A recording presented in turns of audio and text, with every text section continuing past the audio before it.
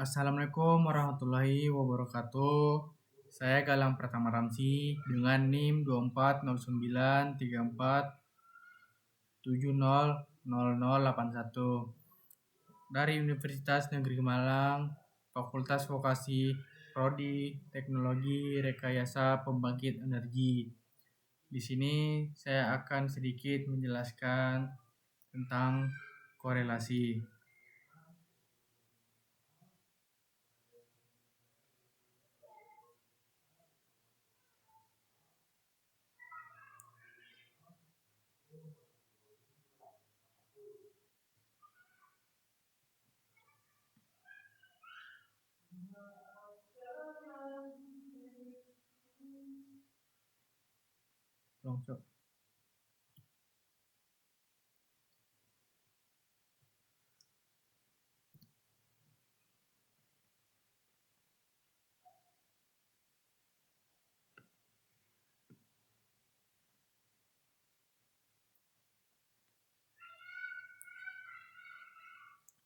Assalamualaikum warahmatullahi wabarakatuh. Saya Galang Pratama Ramsi dengan NIM 240934700081 dari Universitas Negeri Malang, Fakultas Vokasi, Prodi Teknologi Rekayasa Pembangkit Energi.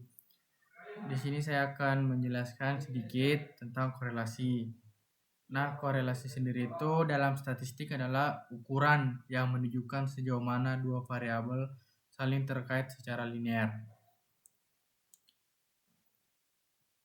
Dan ini juga menunjukkan seberapa kuat dan arah positif atau negatif hubungan antara kedua variabel tersebut tanpa menyeratkan sebab akibat. Nah, korelasi sendiri itu ada namanya perhitungan manual dan SPSS, korelasi sederhana dan korelasi berganda. Analisis korelasi bertujuan untuk mengetahui kekuatan atau bentuk arah hubungan di antara variabel-variabel penelitian. Itu variabel bebas dilambangkan dengan X dengan variabel terikat dilambangkan dengan Y. Ada berbagai macam koefisien korelasi bergantung kepada skala data dan kepada banyaknya variabel. Koefisien korelasi adalah bilangan yang menyatakan kekuatan hubungan antara dua variabel atau lebih dan dapat menentukan arah, bentuk positif atau negatif seperti yang saya bilang tadi ya. Hubungan dari kedua variabel. Nah, tingkat korelasi dan kekuatan hubungan dapat dilihat pada tabel 1. Di mana nilai korelasi itu adalah R sama dengan minus 1 lebih kurang dari 0 atau kurang dari 1. Jika R minus 1 korelasi negatif sempurna, artinya terjadi hubungan bertolak belakang atau berbanding terbalik antara variabel bebas atau X dengan variabel terikat atau Y. Jika R-nya 1, korelasi positif sempurna, artinya terjadi hubungan searah berbanding lurus antara variabel bebas X dengan variabel terikat Y. Nah, pada tabel 1, di mana tingkat korelasi dan kekuatan hubungan, di sini bisa dilihat di mana jika 0,80 sampai 1 itu sangat kuat.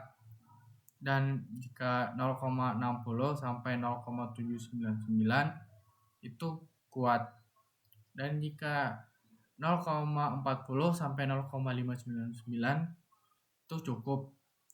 Jika 0,20 sampai 0,399 itu lemah. Dan yang terakhir di mana 0,00 sampai 0,199 itu sangat lemah. Nah, koefisien determinasi juga adalah angka yang menyatakan atau digunakan untuk mengetahui kontribusi atau sumbangan yang diberikan oleh variabel bebas terhadap variabel terikat. Nah, rumus koefisien determinasi sendiri itu adalah KD ya, di mana KD sama dengan R kuadrat dikali 100%. Pertama di mana ada namanya korelasi sederhana atau bisa disebut dengan bivariate correlation. Nah, korelasi di antara dua variabel dikenal sebagai korelasi sederhana itu linear dan tak linear. Mulai strukturalnya korelasi linear sederhana di mana X ke Y, di mana X adalah variabel bebas dan Y variabel terikat. Ada beberapa teknik statistik yang dapat digunakan untuk menganalisis hubungan bergantung pada jenis data yang digunakan. Teknik statistik tersebut antara lain korelasi person product moment, korelasi Spearman, korelasi gamma, dan lain-lain. Nah, kita akan membahas tentang korelasi person product moment, yaitu untuk mencari hubungan variabel bebas, yaitu X, dengan variabel terikat, yaitu Y, dan data berbentuk interval dan rasio. Nah, contoh perhitungan manual yaitu di mana seorang peneliti ingin mengetahui hubungan antara motivasi belajar X itu adalah variabel bebas ya, dengan prestasi belajar matematika, yaitu variabel terikat, yaitu Y. Berikut data motivasi belajar X dengan prestasi belajar matematika Y. Nah, diketahui di sini alfanya yaitu 5%, sama dengan yaitu 0,05 ya. Nah, di mana di sini terdapat jumlah siswa 10 dan motivasi belajar dari X itu di mana ya udah seperti ini di tabel ya, mana ini, dan prestasi belajar matematika yaitu ini. Nah, pertanyaannya, berapakah besar hubungan motivasi belajar dengan prestasi belajar matematika?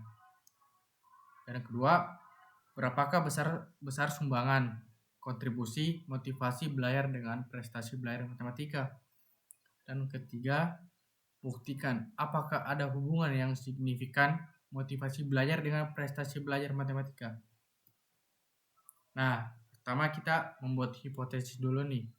Penelitian di mana H0 dan H1. Nah, H0 itu tidak ada hubungan motivasi belajar dengan prestasi belajar matematika. Sedangkan H1 ada hubungan motivasi belajar dengan prestasi belajar matematika. Nah, kita membuat hipotesis statistik di mana HO sama dengan P sama dengan 0 dan H1 P tidak sama dengan 0. Nah, yang ketiga yaitu menentukan taraf signifikansi. Di sini taraf signifikansinya yaitu alfa 5%. Dan yang keempat menentukan uji yang digunakan, korelasi person product moment. Dan yang kelima yaitu kaidah pengujian di mana jika T dihitung lebih besar dari T tabel, maka HO ditolak. Jika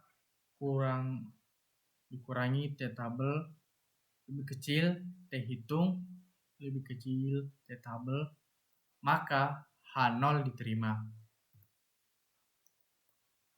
Nah, yang keenam yaitu menentukan nilai koefisien korelasi yaitu R.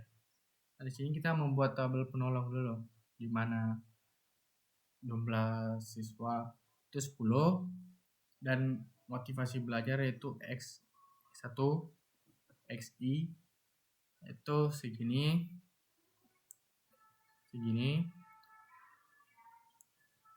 dan prestasi belajarnya di mana YI segini dan XY-nya segini, X kuadratnya segini, dan yang terakhir Y kuadrat segini. Nah, di sini kita menggunakan rumus di mana R sama dengan N sigma XY dikurang sigma X sigma Y per akar N sigma X kuadrat dikurang sigma X pangkat 2 terus N selanjutnya N sigma Y kuadrat kurang sigma Y kurung pangkat 2. Dan di sini di mana N-nya itu 10 karena jumlah siswa itu 10 dan ini sigma X-nya itu 63.100 dikurangi motivasi belajar dari sigma X1 yaitu 770 dan sigma Y-nya itu 805 per akar 10, dimana ini sigma X pangkat 2 itu 60.900 kurang 770 pangkat 2, dan ini sigma Y kuadrat itu 66.125 dikurang sigma Y kuadrat yaitu 805. Sigma Y pangkat kuadrat ya benar, pangkat 2 805. Terus nilai mana yang terakhir kita jumlahkan ini hasil dari penjumlahan dari ini itu 21, 29, 22, 500 sama dengan kita memperoleh hasil 0,764. Jadi hubungan antara motivasi belajar X dengan prestasi belajar matematika Y sebesar R 0,764 dengan kriteria tingkat hubungan kuat positif.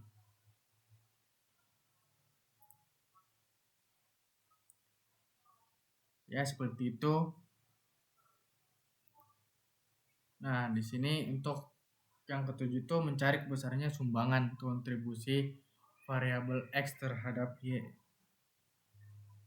Di mana ini KP sama dengan R kuadrat kali 100% sama dengan 0,764 kuadrat kali 100%, hasilnya 58,37%. Artinya, pengaruh motivasi belajar X terhadap prestasi belajar matematika Y sebesar 58,37%. Sedangkan sisanya itu 41,63% ditentukan oleh variabel lain. Nah, di sini yang ke-8 itu yaitu menentukan T hitung dan T tabel. Di mana untuk menghitung nilai T hitung itu kita menggunakan rumus ini, di mana R akar N dikurang 2 per akar 1 dikurang R pangkat 2 T hitung. Selanjutnya kita tulis nih hasil yang tadi, di mana R-nya itu 0,764 akar 10 jumlah R 10 dikurang 2 per akar 1 dikurang 0,764 pangkat 2, di mana hasilnya itu 2,161 per 0,645 sama dengan hasil yang kita peroleh yaitu 3,349. Nah, untuk menentukan nilai T tabel taraf signifikansi alfa itu 5%, sama dengan 0,05 karena uji dua pihak two tails.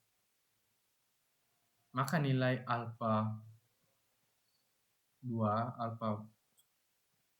itu sama dengan 0,05 bagi 2 sama dengan 0,025.